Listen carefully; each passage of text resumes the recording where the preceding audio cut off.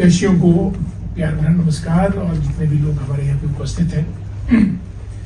आज हम सब लोग इस सभागार में इकट्ठे हुए हैं। हमारा मंतव्य ये है कि आज विजय दिवस है पूरे भारत में, और जो विजय दिवस है वो 1971 में जो भारत ने विजय प्राप्त की थी और बांग्लादेश का निर्माण हुआ था, उसके उपलक्ष्य में पूरे भारत में भारतीय सेना की पाकिस्तान पर जो विजय हुई थी और बांग्लादेश का निर्माण हुआ था, उसके उपलक्ष्य में हम ये विजय दिवस मनाते हैं। और आपको मालूम है, जब बांग्लादेश का निर्माण हुआ, लगभग 90,000 जो पाकिस्तानी थे उनको उनके जनरल नियाजी की हुकूमत में सरेंडर करना पड़ा था। और मिलिट्री इतिहास का वो सबसे बड़ा सरेंडर था जब बांग्लादेश का निर्माण हुआ और इतने सारे सैनिकों ने सरेंडर किया था। इस अवसर पर मैं आप सबको विजय दिवस की बधाई देता हूं। और जो हमारा ये फाउंडेशन है, स्वामी विवेकानंद सेवा फाउंडेशन, जिसके इनवाइट पर आप सब लोग यहाँ पे आज इस सभागार में उपस्थित हुए हैं, मैं दिल की गहराइयों से प्रतिष्ठान की तरफ से आप सबका बहुत बहुत धन्यवाद करता हूं।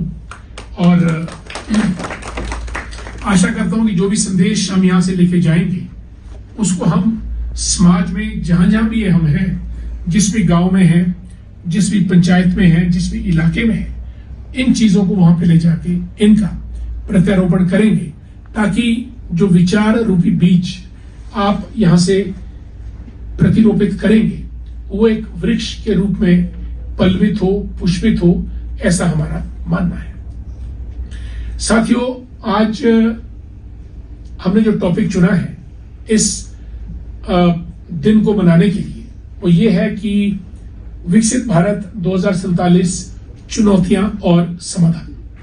ये हमारा टॉपिक है।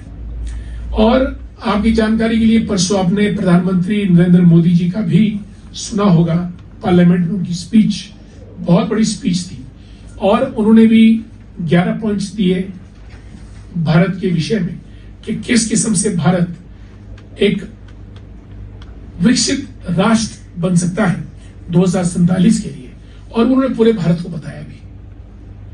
आज हम उसी कड़ी को लेकर थोड़ा आगे बढ़ने का प्रयास करेंगे। और सभागार में आज जो मुख्य रूप से हमारे मित्रगण उपस्थित हैं, गुलाब जी हैं, ये HRTC के लीडर रह चुके हैं, MR संगरोली जी के नाम से आप सब लोग परिचित ही हैं, पूरे प्रदेश में अपनी छाप रखते हैं, और हमारे आदरणीय सब कुछ बोल चुके हैं। मैं सिर्फ समापन की हैसियत से कुछ हल्की बातें करना चाहूंगा। अगर आज ये बात चली है कि क्या विकसित भारत हो सकता है, तो इसका मतलब कहीं ना कहीं इस बात में दम है। बिना आग के धुआं वाली कहावत, तो अगर हमने सोचा है तो कहीं ना कहीं दम है। और अगर दम है तो एक उसके लिए विजन और नेतृत्व चाहिए, और वो हमारे पास है। और उस नेतृत्व ने यह भी कहा कि it should become a people's movement. और ऐसा नहीं कि हम आज ही विकसित भारत या सुपर पावर की बात करना चाहते हैं। जैसे आंकड़े दिए थे यहाँ पे, सन 1000 में, फिर उसके बाद 1600 में, 1700 में दुनिया में 3 ब्लॉक थे, भारत, चीन and the rest of the world. और इंडिया का कंट्रीब्यूशन कम से कम वर्ल्ड ट्रेड में 29% था। चाइना 26-23% के पास था। जो बाकी बचा वो शेष विश्व के पास था। लेकिन जब अमेरिका आगे आया तो अमेरिका ने सबको चौपट करते हुए और भारत का कॉलोनाइजेशन हुआ, तो हम इतने नीचे चले गए कि हमारा वर्ल्ड ट्रेड 1% से भी कम चला गया। और आज हम उसको रीगेन करने के लिए फिर से, और हम ये कह रहे हैं कि अगर 19वीं शताब्दी इंग्लैंड की थी, ब्रिटिश की थी, 20वीं शताब्दी अमेरिका की, लेकिन 21वीं शताब्दी एशिया की हो सकती है, जिसमें चीन और भारत दोनों एक दूसरे के साथ फाइट कर रहे हैं। लेकिन यहां पे ये बात ये है कि जो चीन है वो भारत से लगभग हर क्षेत्र में 5 गुना ज्यादा है। उनका एक शंघाई सी पोर्ट है। भारत के 24 सी पोर्ट इकट्ठे हो जाएं तब जाके शंघाई सी पोर्ट का मुकाबला हम कर सकते हैं। अगर हमारे पास 50 टन सोना है तो उनके पास 500 टन सोना है। चीन किसी भी क्षेत्र में बहुत आगे, इस बात में दो राय नहीं है, लेकिन भारत के पास लोकतंत्र है जो चीन के पास नहीं है। हमारे पास ह्यूमन राइट्स है जो चीन के पास नहीं है। हमारे पास नौजवान है जो चीन के पास नहीं है। और अगर हम देशों की बात करें, हम समापन की तरफ है।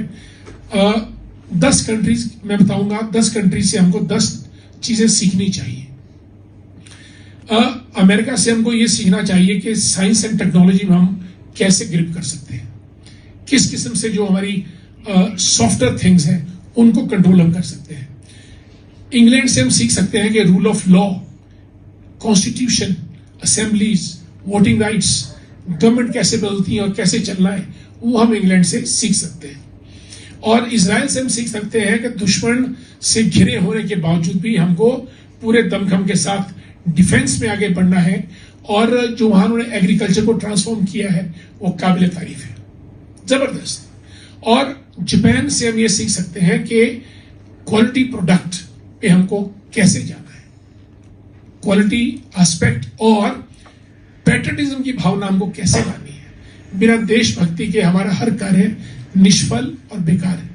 Unless we talk about India, unless we think about India, our efforts will be fruitless and useless if we don't talk about our country. Japan does it. Japan का जो देशभक्ति का मादा है, स्ट्राइक होगी, एक जूता बनाते रहेंगे, दूसरा जूता तब बनाएंगे जब स्ट्राइक खत्म होगी, लेकिन जूता बनाना रुकेगा नहीं। ये बहुत बड़ी बात है। नेशनल कैरेक्टर होना बहुत लाजमी है। और उसके बाद थाईलैंड से हम ये सीख सकते हैं कि चप्पे चप्पे पे टूरिज्म को बढ़ावा हम कैसे दे सकते हैं। थाईलैंड हैज डन इट, चप्पे चप्पे पे टूरिज्म उनका, और पूरी की पूरा देश टूरिज्म इंडस्ट्री में खपा है, वहीं से कमा रहे हैं, वहीं से खा रहे हैं, और पूरा वर्ल्ड थाईलैंड पहुंचता है। कुछ ऐसा इनोवेशन हमको करना पड़ेगा। और भूटान से हम सीख सकते हैं कि जीडीपी के बजाय हैप्पीनेस इंडेक्स पे हम जाए। जब तक हमारे मन में खुशी और प्रसन्नता नहीं होगी तो हमारा मिलियनेयर बनना निरर्थक है। मन में शांति, दिल में खुशी और दिमाग में प्रसन्नता होगी, वो हमारे जीने का अर्थ सच साबित करता है। और सिंगापुर में ली कुआन यू थे प्रेसिडेंट, वहां के dynamic leader. I tell you, prime minister, राष्ट्रपति वो बाद में, उससे पहले वो लीडर थे। उनके टाइम में $400 की वहां की उनकी आय थी 59 में मासिक, और आज $50,000 के आसपास पहुंची है। जितना ट्रांसफॉर्म सिंगापुर ने अपने आप को किया, उतना किसी और देश ने, शायद मुझे लगता है किसी और देश ने नहीं किया है। इन देशों से ये बात हम सीख के, और इंडिया फिर आगे, अगर हमने विकसित भारत की बात की है, और ये तो 1947 तक चलेगा। और जैसा चंदन जी ने भी कहा कि पीएम सेड के it should become people's movement, सबका साथ, सबका विकास, सबका प्रयास साथ कलेक्टिव हो तो it can become a movement. और आज हमने खैर उस दृष्टि से तो इसको आयोजित नहीं किया था, हमने तो ये कहा था कि विजय दिवस है तो कुछ ना कुछ यार दोस्त सब लोग, हम नए पुराने लोग इकट्ठे होते हैं, और फिर हमने सोचा कि टॉपिक क्या रखा जाए। देन आई जस्ट थॉट के विकसित भारत टॉपिक ठीक रहेगा। और सौभाग्यवश परसों पीएम ने भी पार्लियामेंट के अंदर 11 पॉइंट्स दिए, और वो बहुत बड़ी बात कही है। और मैं समझता हूं कि अगर एक शब्द में देश को विकसित बनाना है और हमको क्या करना है, तो डिसिप्लिन मेरा ख्याल ही एक चीज है। अगर हम ला दें अपनी लाइफ में, समाज में डिसिप्लिन, अनुशासन, तो मेरा ख्याल देश हमारा बहुत आगे बढ़ेगा। Discipline, sense of discipline in anything and everything, करने में, पढ़ने में, सोचने में, लाइन में खड़े होने में, लोगों से बात करने में, अगर अनुशासन आ जाए परिवार में, भाइयों में, तो मैं समझता हूं कि देश आगे बढ़ेगा।